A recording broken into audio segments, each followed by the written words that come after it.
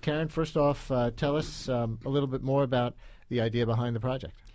Well, when we started to see the economic indicators come in, and in the fall, and Lehman Brothers went down, these big employers were really hemorrhaging employees, and people started talking about what's going to be the impact on Main Street. And I started thinking, there's so many sections of the city that I don't get to see. I don't know the answer to that. And so we began to think about looking at the small businesses that are, everybody says it, they're the lifeblood of the city. 1.8 million people are employed by small businesses, and that doesn't count the unemployed. And so what is this new economic reality doing to small businesses? And that was the idea. Well, Brigid, you start with the Bowery. What stretch of the Bowery? And, people think of another economic downtime in our nation's history and the phrase Bowery bums and all of that. What is the Bowery today? I mean, what the Bowery is one of the city's most historic streets. It has a legacy that dates back to the founding of Manhattan. The word Bowery itself is derived from the Dutch word for garden. It was the street that led to Peter Stuyvesant's farm. And so it has this very rich history, but most often is associated with things like the Bob Dylan song that you hear, and this idea of the Bowery bums, and this idea of the Skid Row of New York, which I think is something that if anyone takes a trip to the Bowery today, that feels in some way like a very distant memory. There's so much that's been developed. There's so much change that has happened, and yet some of the legacy of that continues. There are institutions that continue to be anchor institutions on the street, places like the Bowery Mission that still draw people to the street. But one of the tensions on that strip, and in particular for our introductory walk down the street, we focused on just a short 5-block stretch between Houston and Delancey Street. So we knew that it's such a long street, we couldn't cover everything when we went there for the first time.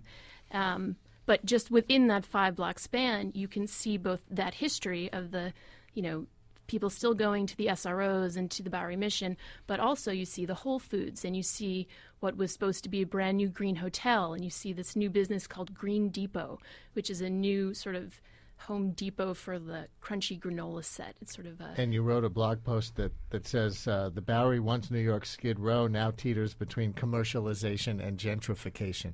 And Elaine, you are following for the next year 161st Street in the Bronx. And that's one of the most famous streets in the Bronx because it's got both Yankee Stadium and the Bronx County Courthouse. Why'd you pick that? Well, as Karen said, she wanted reporters to go to neighborhoods where they live. I live near the area. And it is a very strange juxtaposition because you have the South Bronx is still considered the poorest congressional district, but yet you have this $1.5 billion stadium that's just been plopped down. I mean, it is America's Coliseum. People from all over the world come to see this stadium. So, and it was just built in 1 year. So right now what you have is, to use a baseball metaphor, the ball's in the air, and the local merchants have no idea where the ball's going to fall for them because basically, I was telling Karen and Brigid earlier that this is a mall that's been created. It's not just a stadium. It's a mall. There's stores, there's restaurants that are going to be open all year round. Inside the stadium. Absolutely. They're going to have off-season events. I mean, just even a few Sundays ago, they had Joel Osteen, the evangelical minister there. It was packed.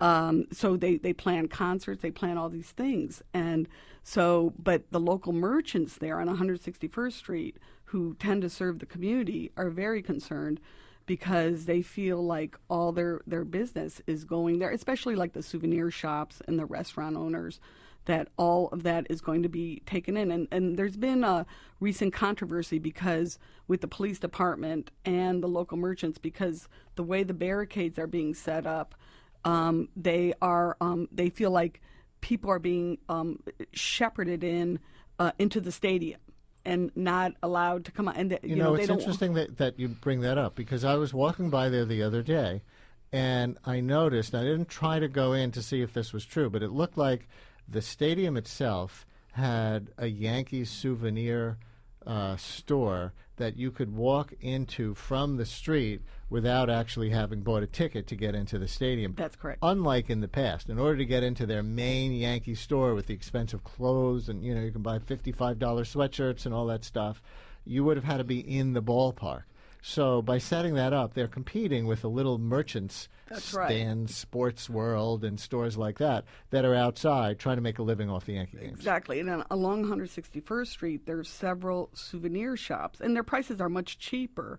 But if you have barricades set up, and people don't tend to explore neighborhoods when those barricades are set up, people are just going to go into the stadium. And there is the team store, and then there's a Hard Rock Cafe. Well, Karen?